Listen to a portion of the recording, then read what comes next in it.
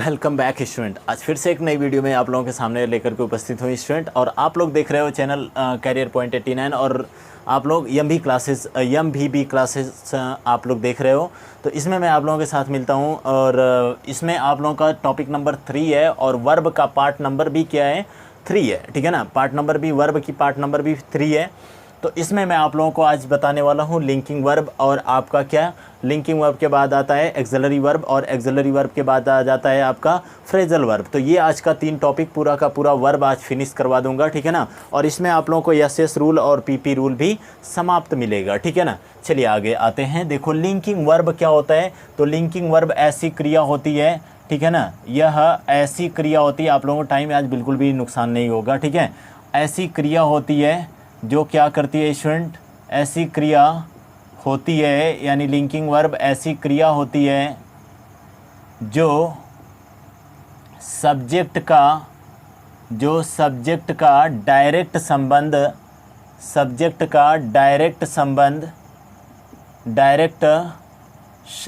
जो होता है वह ऑब्जेक्ट से दिखाती है। डायरेक्ट संबंध जो होता है वह ऑब्जेक्ट से प्रदर्शित करती है। क्या करती है? प्रदर्शित करती है। भैया अच्छा हिंदी में कोनो गड़बड़ी होगी ना तो लिख लेना, प्रदर्शित करती है। ठीक है ना, क्या है? प्रदर्शित करती है। समझ में बात आई ना। ऐसी क्रिया होती है जो सब्जेक्ट का डायरेक्ट संबंध ऑब्जेक्ट से प्रदर्शित करती है। ठीक है, जैसे अगर मैं देख रहा हूँ तो एग्जाम्पल आप लोगों के सामने पेश करता हूँ, जल्दी ही समझ में आएगा। अच्छा, लिंकिंग वर्ब भी जो होती है वह सहायक क्रिया ही होती है स्टूडेंट। ठीक है ना, लिंकिंग वर्ब भी क्या होती है? एक प्रकार की सहायक क्रिया होती है। अब यह एक प्रकार की सहायक क्रिया होती है, लेकिन इनमें क्या होता है, इनमें मेन वर्ब का होना नहीं पाया जाता ऐसे वाक्यों में। जैसे मैं लिख रहा हूँ कि he is a boy, he is a boy. अब जैसे इसमें क्या है, इसमें मेन वर्ब दिखा ही नहीं। तो आपको जब मेन वर्ब ना दिखे तो यह क्या हो जाएगा, इज जो हो जाएगा वह हेल्पिंग वर्ब हो जाएगा। क्या हो जाएगा?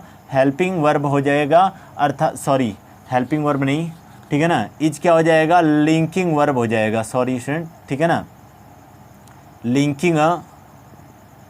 लिंकिंग वर्ब हो जाएगा। अब यहाँ पे चूंकि वर्ब था ही नहीं, मेन वर्ब था ही नहीं यहाँ पर। अब जब मेन वर्ब नहीं है तो यहाँ पर यह क्या हो जाएगा? यह लिंकिंग वर्ब हो जाएगा। चलिए आगे बढ़ते हैं। अगला कुछ और भी एग्जाम्पल आप लोगों के सामने देता हूँ। जैसे अगर मैं दे रहा हूँ तो जैसे आप लोगों के सामने एक और एग्जाम्पल है, राधा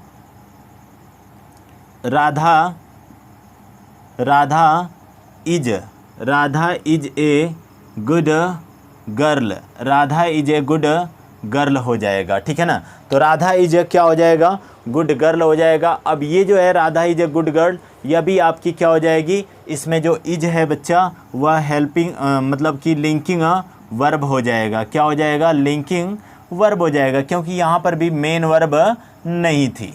ठीक है ना, मेन वर्ब नहीं थी। चलिए आगे बात कर लेते हैं तीसरे वाक्य की। तो the teacher was angry. The teacher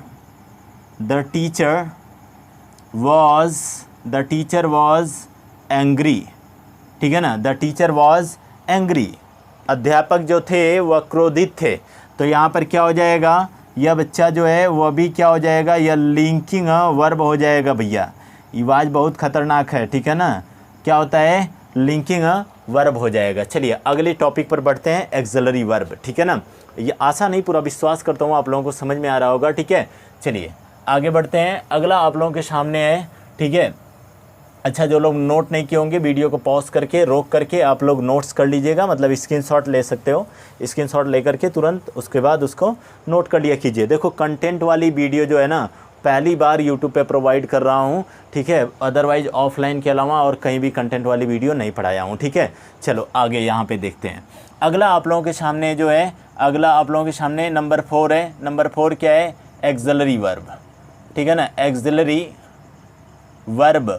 axillary verb है, जिसको हम क्या बोलते हैं? सहायक क्रिया बोलते हैं। क्या बोलते हैं? सहायक क्रिया बोलते हैं। ठीक है ना, क्या बोलते हैं? सहायक क्रिया बोलते हैं। ठीक है ना, अब यहाँ पर बात मैं कर रहा हूँ भाई साहब।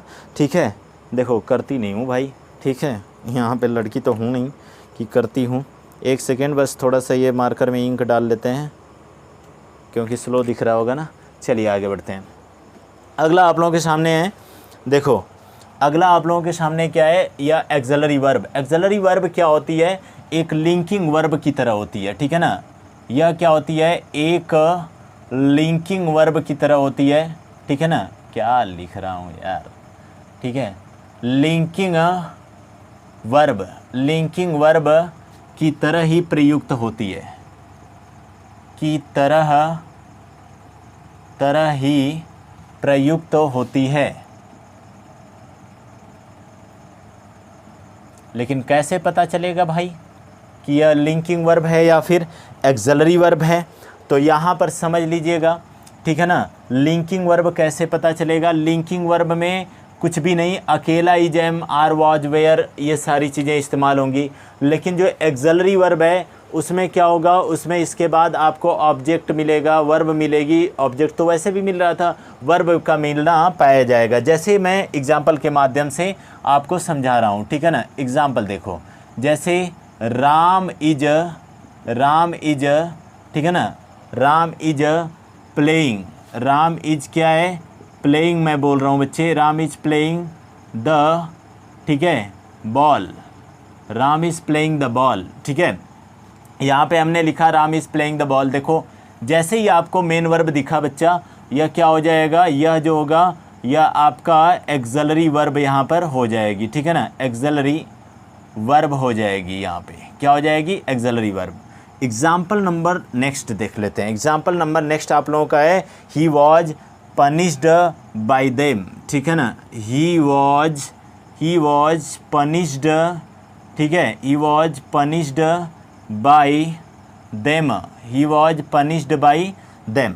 तो यहाँ पर क्या हो जाएगा बच्चा, यहाँ पे जो वॉज है वह क्या हो जाएगा, वह आपका एक्सेलरी वर्ब में आएगा। एक्सेलरी वर्ब में इसलिए आएगा क्योंकि इसके बाद दैट मीन्स क्या यूज हुआ है, मेन वर्ब यूज हुआ है।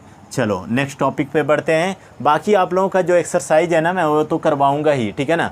चलिए नेक्स्ट टॉपिक पे बढ़ते हैं। नेक्स्ट टॉपिक आप लोगों के सामने जो है वह आपकी क्या है, फ्रेजल वर्ब है, ठीक है ना। और फ्रेजल वर्ब क्या होती है मैंने ऑलरेडी बता चुका हूँ, ठीक है, पिछली वीडियो में आप लोग देख सकते हैं, ठीक है। तो नेक्स्ट टॉपिक आप लोगों के सामने है भैया फ्रेजल वर्ब, और इसको जल्दी से जल्दी स्क्रीनशॉट कर लिया कीजिएगा आप लोग, ठीक है। फ्रेजल वर्ब क्या कहते हैं, ठीक है, ऐसे लिख देते हैं, पूरा ही मिटा देते हैं इसको। क्या है, फ्रेजल वर्ब, फ्रेजल वर्ब है। यह फ्रेजल वर्ब होती क्या है, चलिए लास्ट और आखिरी टॉपिक है ये वर्ब की, ठीक है ना। फ्रेजल वर्ब क्या होती है, तो फ्रेजल वर्ब ऐसी वर्ब होती है जो क्या करती है भैया, जो प्रीपोजिशन पता है ना क्या होता है, प्रीपोजिशन और प्लस क्या, प्लस, ठीक है ना, ऐसे लिखते हैं, जो प्रीपोजिशन और बे यार, ठीक है, जो प्रीपोजिशन और एडवर्ब का प्रयोग होने के बाद, यानी एडवर्ब का प्रयोग होने के बाद या प्रयोग होने के साथ क्या होता है, यह खुद भी क्या होती हैं, खुद परिवर्तित हो जाती हैं, खुद भी क्या होती हैं, परिवर्तित हो जाती हैं, ठीक है ना, खुद भी परिवर्तित हो जाती हैं। तो यह क्या कहलाती हैं, यह फ्रेजल वर्ब कहलाती हैं। जैसे मैं यहाँ पे आप लोगों को लिख रहा हूँ, जैसे आपका दिया हुआ है, क्या दिया हुआ है, जैसे कुछ हम ले लेते हैं, जैसे वापस लेना, ठीक है ना। अब यहाँ पर वापस देना, वापस पाना, ठीक है ना, ये सारी चीज़ें हो जाएंगी। जैसे अगर मैं बात करता हूँ तो ब्रिक हो जाएगा, ठीक है ना। जैसे मैं क्या करता हूँ तो आपका ब्रिक हो गया। इसके बाद अगर मैं बात करता हूँ तो इसको, अच्छा इसका अर्थ कैसे बदलेगा, तो ब्रिक इनटू हो जाएगा, क्या हो जाएगा, ब्रिक इनटू हो जाएगा, ठीक है ना। अब ब्रिक इनटू, ब्रिक मतलब क्या होता है, तोड़ना होता है, ठीक है ना, क्या होता है, तोड़ना होता है, मतलब ब्रेक भी बोलते हैं इसको, ठीक है ना।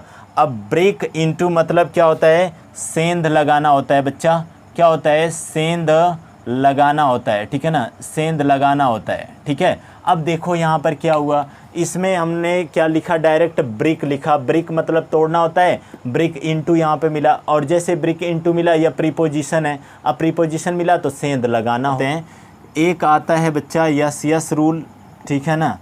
यह दूसरा क्या होता है, दूसरा जो होता है वह पी पी रूल होता है। क्या होता है, पी पी रूल होता है, ठीक है ना। अब थोड़ा सा ध्यान से समझिएगा, यस यस का मतलब क्या होता है, यह सिंगुलर सब्जेक्ट के साथ, ठीक है ना, सिंगुलर सब्जेक्ट के साथ क्या होगा, सिंगुलर वर्ब का ही इस्तेमाल किया जाएगा, सिंगुलर वर्ब का ही इस्तेमाल किया जाएगा। इसका मतलब ये होता है, पी पी का मतलब प्लूरल सब्जेक्ट के साथ, प्लूरल सब्जेक्ट के साथ जो होता है वह आपका क्या होता है, प्लूरल वर्ब ही इस्तेमाल किया जाता है, प्लूरल वर्ब ही क्या किया जाता है, इस्तेमाल किया जाता है, ठीक है ना। समझ में आता है, यानी सिंगुलर सब्जेक्ट के साथ सिंगुलर वर्ब, प्लूरल सब्जेक्ट के साथ प्लूरल वर्ब इस्तेमाल किया जाता है। अच्छा, जितनी भी वर्ब अगर मैं लिख रहा हूँ ना, जितनी भी वर्ब अगर आप लोग सोच पा रहे होंगे, वो सारी की सारी वर्ब क्या होती हैं, वह सारी की सारी जो वर्ब होती हैं वह प्लूरल फॉर्म में होती हैं,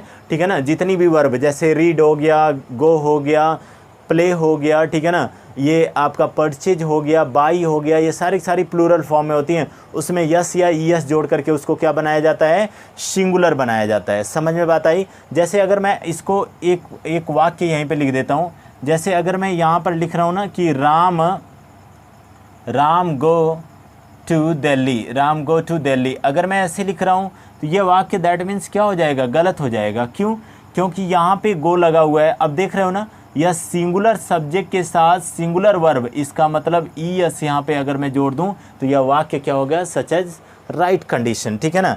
अब यह क्या हो जाएगा, सही हो जाएगा। तो आज के लिए इतना ही स्टूडेंट, मिलते हैं नेक्स्ट वीडियो में। और नेक्स्ट वीडियो आप लोगों के साथ क्या होगी, कौन सी होने वाली है, तो मैं आपको अभी बता देता हूँ, ठीक है। वह वीडियो पूरी की पूरी फुल्ली एक्सरसाइज की होगी, और मैं उसमें सबसे पहले बेसिक लेवल से उठाऊँगा। और आप लोगों का, जैसा कि आप लोगों को पता भी है, टॉपिक ख़त्म होने के बाद ही क्या होता है, एक एक्सरसाइज की वीडियो आती है, ठीक है ना।